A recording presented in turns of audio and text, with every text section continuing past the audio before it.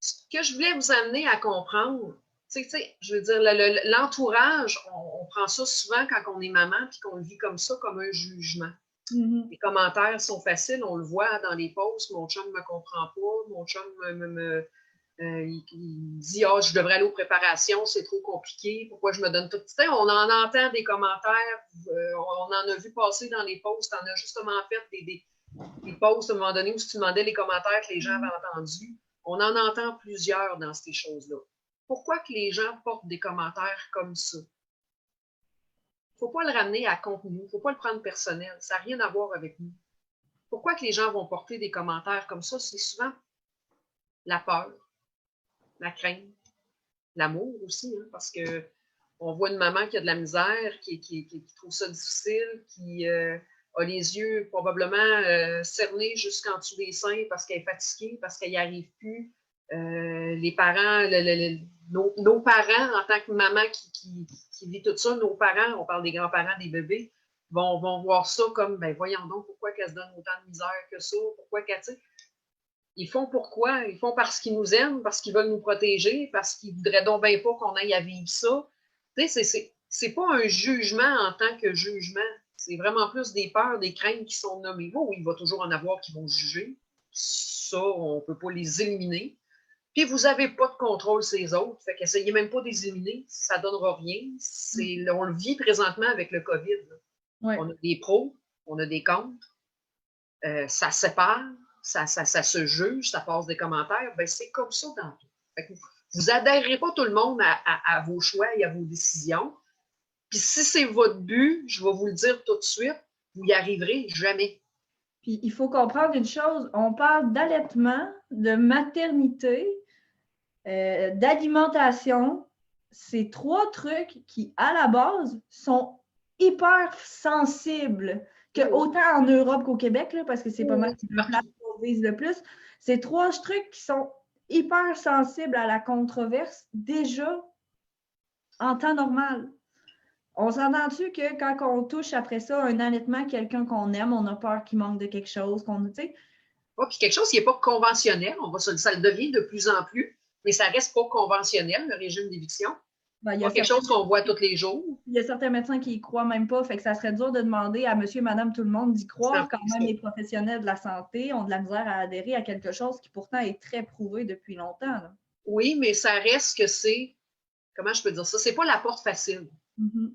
Donc, tu sais, un médecin qui est surloadé, puis Dieu sait qu'ils le sont, j'enlève rien aux médecins, c'est vrai qu'ils sont surloadés, qu'ils sont bouqués. Mm-hmm. Malheureusement, nos soins au Québec sont pas, je pense pas que ça soit différent beaucoup en Europe. C'est pas top. Fait qu'à quelque part, ben, ils sont surloadés, il faut qu'ils passent ils ont un nombre de visites à passer, puis ils ont des quotas à faire aussi en médecine. En tout cas, en médecine familiale, là, il y en a. Je ne sais pas en spécialité, mais en médecine familiale, il y en a. Donc, à un moment donné, ils n'ont pas le temps de prendre un patient et de le garder 1 heure et demie dans son bureau. Puis fait qu'est-ce qu'ils font? Ben, la solution facile.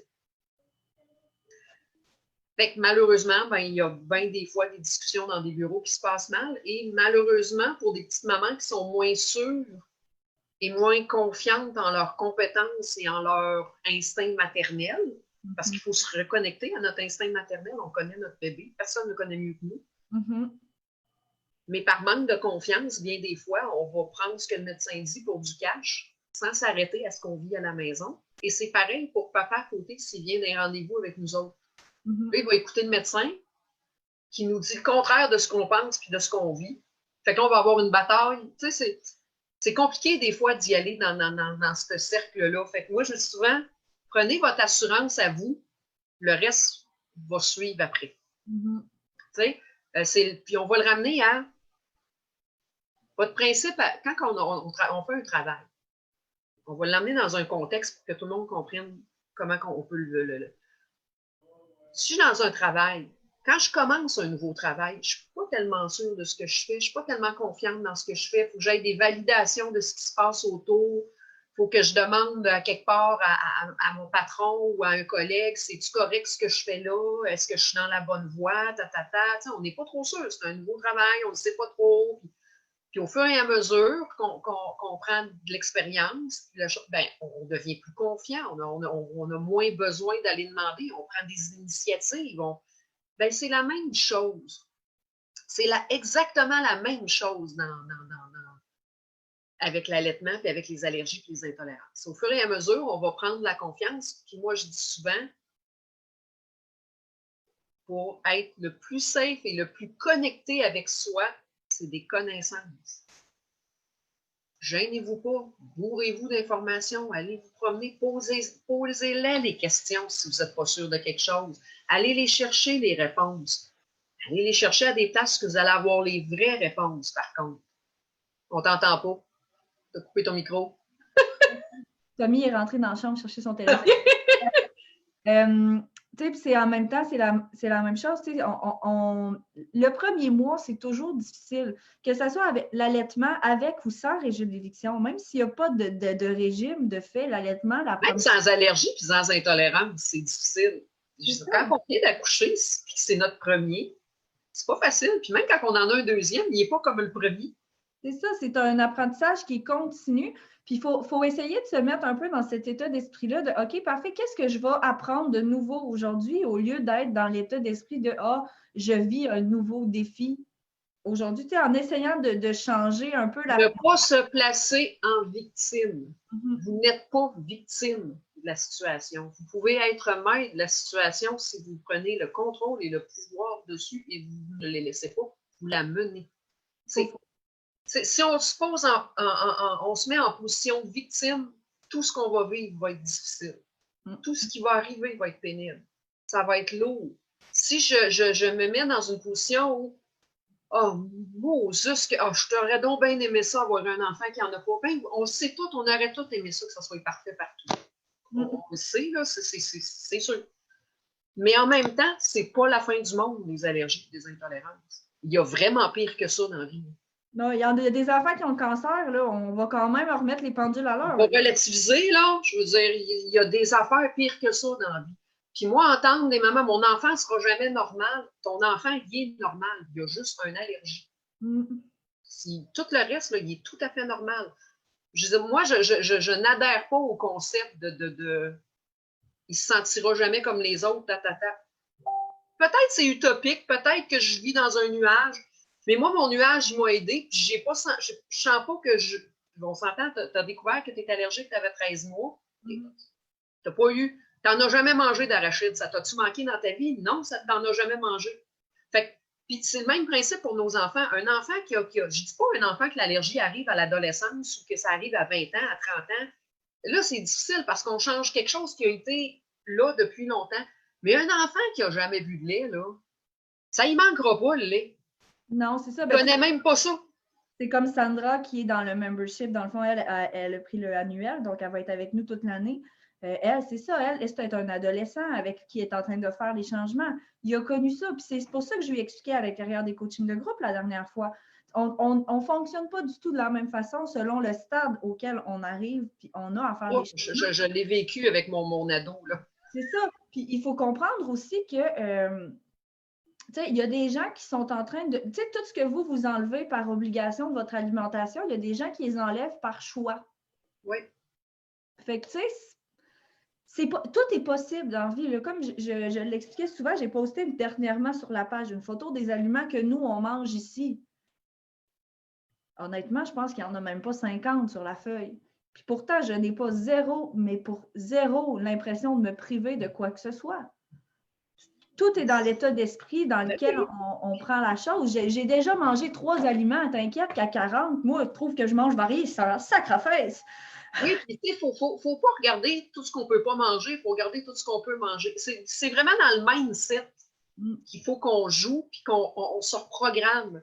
Parce que si on regarde juste ce qu'on ne peut pas, on ne voit pas ce qu'on peut. Exact. Tu sais, il faut regarder ce qu'on peut. Je veux dire, ici aussi, on a coupé bien des choses, puis j'ai trouvé mes alternatives, j'ai trouvé des choses qui faisaient. Puis je veux dire, moi ici, Guillaume, mon plus jeune, c'est les protéines bovines. Il est très, très, très, très, très réactif aux protéines bovines. Malgré que tout le monde dit que c'est comme la moins pire. Non, je peux vous dire qu'il y en a beaucoup qui réagissent. Moi, il est très réactif. Fait qu'il a fallu que je l'enlève. Fait que moi, ici, il n'y a pas de bœuf. on ne se sent pas privé, on mange toutes les mêmes recettes qu'on mangeait avant. Exactement les mêmes recettes. J'ai juste modifié mes recettes. Fait que je ne me sens pas privée pantoute. Mais pas pantoute. C'est parce qu'on a adapté, on s'est habitué. C'est sûr qu'au début, c'est de l'adaptation. Tu fais comme, ah, ben, OK. Bon. Peut-être parce que je cuisine beaucoup, je me revirais sur un dizaine dans la cuisine, ça ne me dérange pas. Peut-être. Mais j'adapte. Puis je vais selon. Puis si je ne suis pas sûre, ben, je me renseigne. Puis je vais regarder sur. Tu sais, je veux dire, faut être en mode. En mode solution. En mode solution, on n'a pas le choix, c'est comme ça, c'est une situation avec laquelle il faut faire face. Puis même si je mets toi, non, mais moi, je ne peux pas manger de bœuf, ça me manque. Puis c'est un peu le même principe que si quand ton prof de cégep te demandait de faire un travail, même si ça te faisait chier de le faire, tu savais très bien que si tu ne le faisais pas, tu avais 0 sur ton bulletin, puis il fallait que tu le refasses, le maudit cours l'année d'après. oui. C'est juste de changer notre mindset de comment qu'on le voit. Mm-hmm. Oui, tu ne peux pas manger telle affaire. OK, mais qu'est-ce que tu peux manger? Oui, ben c'est une des filles, je pense, si je ne m'abuse, c'est Catherine dans le membership qui me l'a dit dans le dernier coaching. Elle a fait la liste des aliments qu'elle pouvait manger, puis tout de suite, elle l'a dit elle-même. J'ai vu toutes les possibilités maintenant qui m'étaient offertes. Faites-la la liste de ce que vous avez le droit. Mindset, c'est vraiment le mindset, tout est là. Pour baisser le jugement des autres, puis l'image, puis en même temps, ben, peut-être se déculpabiliser un peu, hein, parce que, oh mon Dieu, les mamans, on est bonnes là-dedans. À partir du moment où on vit au monde c'est comme une boule de culpabilité qui sort de notre vagin, là, puis qu'on élève jusqu'à temps qu'il crève. Parce que je vais vous avouer honnêtement, ça part pas. C'est pas parce qu'ils sont rendus vieux que ça part pas. Je vais vous décourager tout de suite, là. On le vit encore. C'est ça, on le vit différemment. J'ai même pas mal l'impression, même mamie, elle doit culpabiliser avec toi pour certaines affaires. C'est juste différent parce que l'enfant n'a pas le même âge, mais je vais vous avouer honnêtement, à partir du moment où vous avez sorti quelque chose de votre vagin, là, ça va venir avec, puis ça va continuer avec. Fait que c'est de mieux comprendre aussi en arrière. Il y a un volet héréditaire aux allergies. On ne peut pas l'enlever, c'est là. Les derniers chiffres, c'est à peu près 10% des enfants qui n'ont pas de parents allergiques, ni papa ni maman, personne. Puis on s'entend quand on parle d'allergique, on ne parle pas juste d'allergie alimentaire. Là. Non, on parle de toute allergie confondue.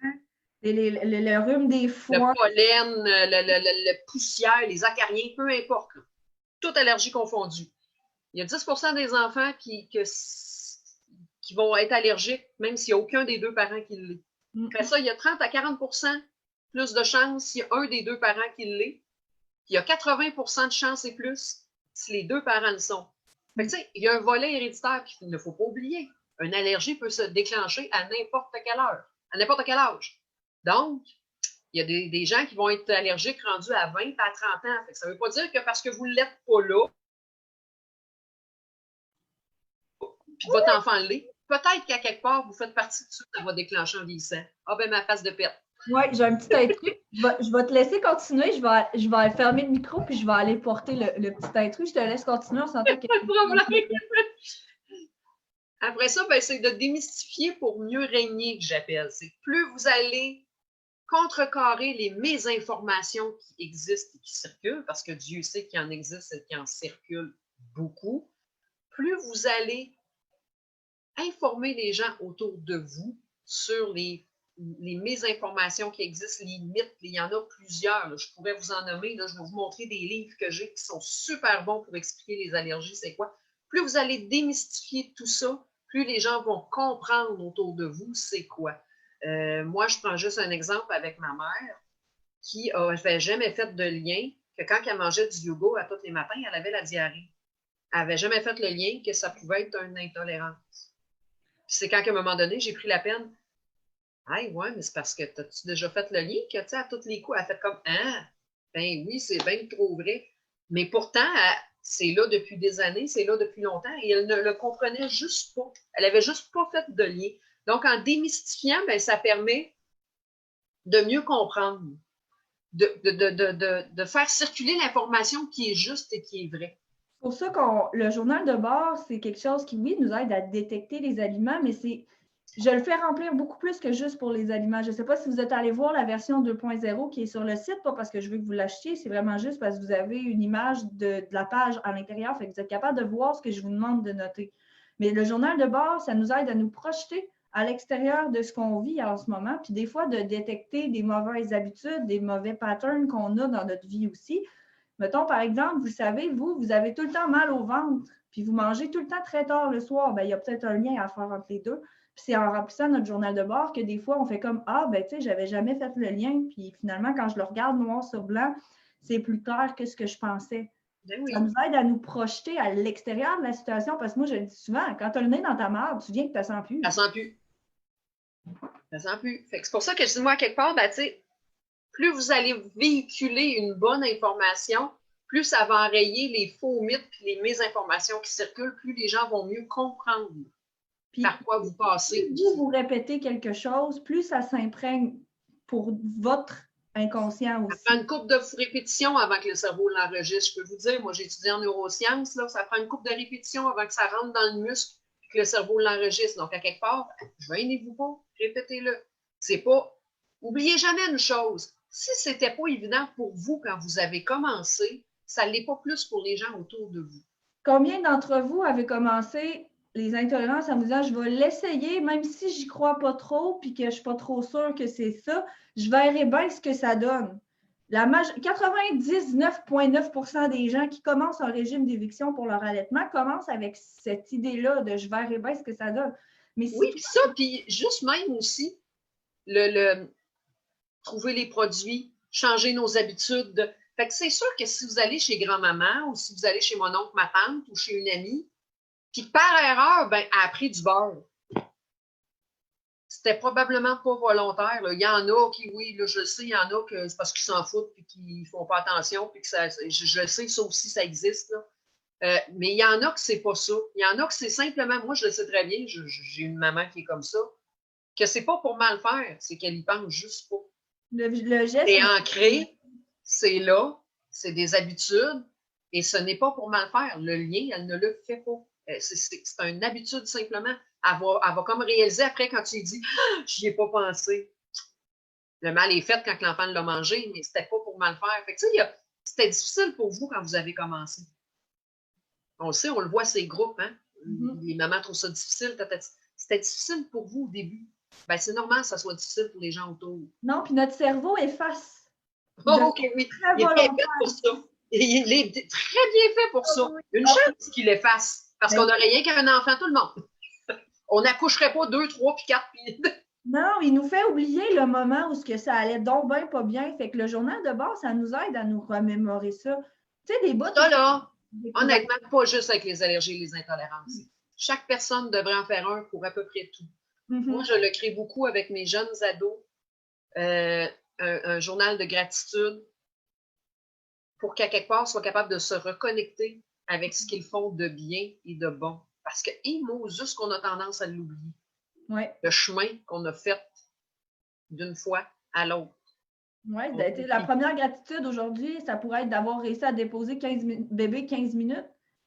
Mais dans un mois, quand tu vas relire tes gratitudes puis que tu vas te rendre compte que ton bébé, à cette heure, il joue peut-être 1 heure tout seul par terre, tu vas te rendre compte tout le chemin que tu as fait. Oui. De garder des traces du chemin qu'on parcourt parce qu'on l'oublie à quel point c'était dur au début de notre régime. Fait qu'après ça, on demande aux gens de notre entourage d'être experts. Eux autres, du jour au lendemain, on leur dit que notre enfant ne peut pas manger tel aliment puis il faudrait qu'il soit capable de nous recevoir sans faire d'erreur puis que ça soit... Il faudrait qu'il s'en rappelle quand il ne vit pas au quotidien. Excuse, c'est pas son quotidien.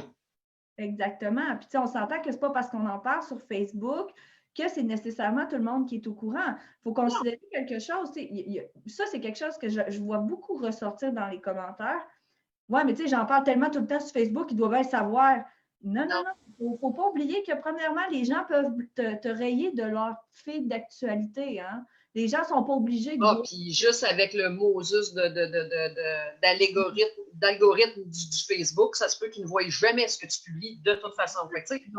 C'est pas comme ça qu'on va... Moi, je dis souvent, c'est le dernier point d'ailleurs sur ça, outillez-les vos proches à la place de chialer. Ça donne rien de chialer après quelqu'un qui fait donc bien pas ce qu'il faut ou que outillez-les donc.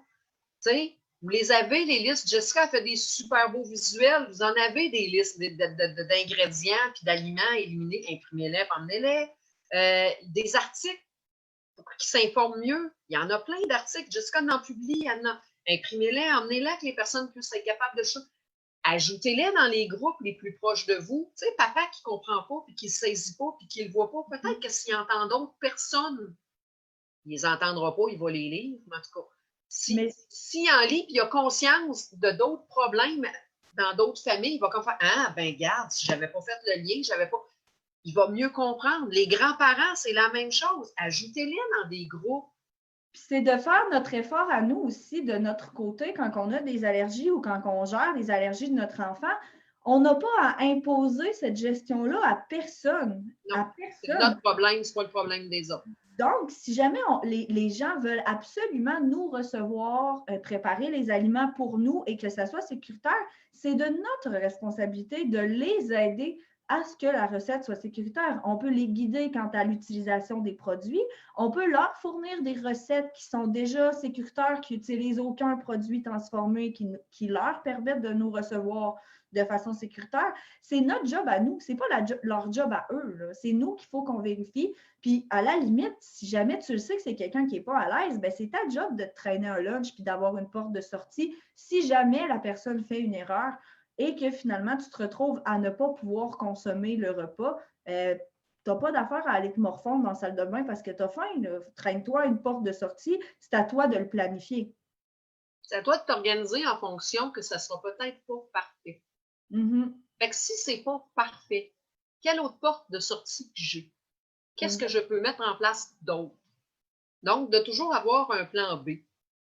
Exact, parce que la personne va avoir fait des efforts peut-être pour nous recevoir, puis elle a fait une niaiserie, elle a fait une gaffe.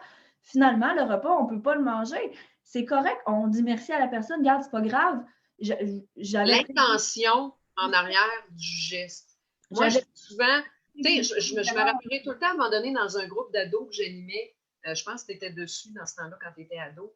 Il y a un parent qui chialait que son jeune, il avait tout lavé son auto, mais qu'il avait tout laissé traîner après avoir lavé l'auto. La hausse traînait encore, le chaudière traînait encore, mais il avait tout lavé son char impeccable, par exemple. Mais tout ce que le papa avait retenu, c'était que tout traînait, puis il avait tout fallu qu'il ramasse. Oui, mais je dis, il était toujours bien pas obligé de le laver ton char, puis il l'a toujours bien lavé ton char. Oui, OK, c'était peut-être pas parfait. Mais l'intention qui est en arrière du geste de laver ton auto, il a toujours bien été faite pareil. Il ne faut jamais oublier l'intention qui est en arrière de quelque chose. Parce que c'est le gros. Déjà que la personne a eu l'intention de faire quelque chose de spécial pour toi, ça dénote déjà l'amour, l'attention qu'il te porte. Ça n'a peut-être pas été parfait. C'était pas parfait toi non plus quand tu as commencé. Bon, c'est pas parfait. Il a essayé. Ça, c'est exactement le même principe pour les gens qui nous font des commentaires du genre « Oh, mais là, tu devrais donc passer aux préparations, ça serait donc plus simple. » L'intention qui est en arrière, c'est pas de nous blesser, c'est ce qui arrive. Mais c'est pas de nous blesser. C'est simplement qu'elle trouve que c'est donc difficile pour toi. Je compatis avec toi. Je trouve que ça a l'air difficile. Je voudrais donc même pas que ça soit difficile pour toi. C'est juste ça qu'elle est en train de dire. Exact. Fait qu'il ne faut pas prendre rien de personnel. C'est maladroit, c'est pas bien fait, mais il faut toujours pousser notre réflexion à pourquoi est-ce que la personne nous dit ça. Des fois, je dis souvent, pour nous blesser. Il y en a que c'est vraiment ça. Il y en a que c'est pour ça, là, mais ça, éliminez-la de votre vie, là. Conservez pas ce genre de monde-là, c'est des toxiques, prenez-les pas. On ménage dans ce temps-là. Ça, c'est correct, on les élimine, puis c'est correct. Il faut juste prendre ce qui nous appartient dans ce que la personne nous dit. Puis moi, je dis souvent, retourner à l'expéditeur ce qui ne nous appartient pas avec amour. Donc, exemple, ben, je le sais qu'à quelque part, tu le dis parce que tu m'aimes beaucoup, puis tu voudrais donc bien que ça soit pas compliqué pour moi, là. Mais je ne suis pas sûre que les préparations, ça serait vraiment moins compliqué. Mais je te remercie beaucoup de te soucier Tu as pris ce qui t'appartenait, mais tu lui as retourné le reste avec amour. Tu veux que la personne te dise quoi? Rien pas tout. Je veux dire, c'est correct, Yann. Je comprends pourquoi tu me dis ça, mais à quelque part, moi, ça ne me convient pas. Bye. Tu y retournes. C'est tout. Il ne faut pas tout le temps... Non, ça permet d'être dans le côté positif de la chose. Pas dans l'acceptation.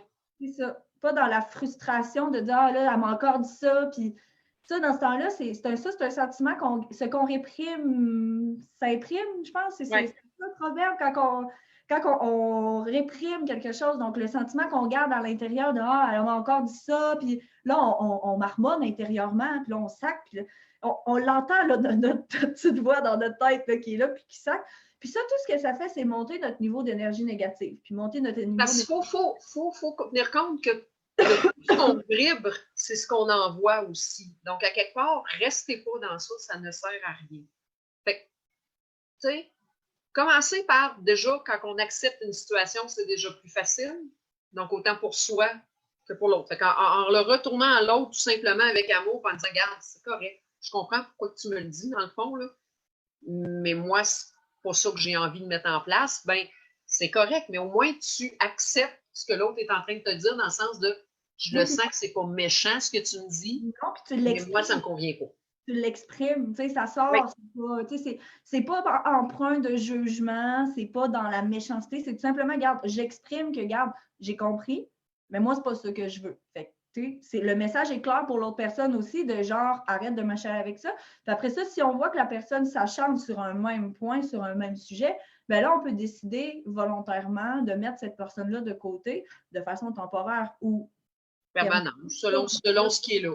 C'est ça, c'est un choix qui est personnel. On le choisit en fonction de la personne puis de nous aussi. On chemine, je pense, un peu à travers le régime d'éviction. Ça nous amène à ouvrir beaucoup de portes qu'on n'aurait pas nécessairement ouvertes. Fait que des fois, on fait un ménage de façon naturelle, mais c'est de... Tu sais, il ne faut pas garder ce qui nous draine vers le bas, proche de nous, quand on est dans un moment où on est fragile. Non.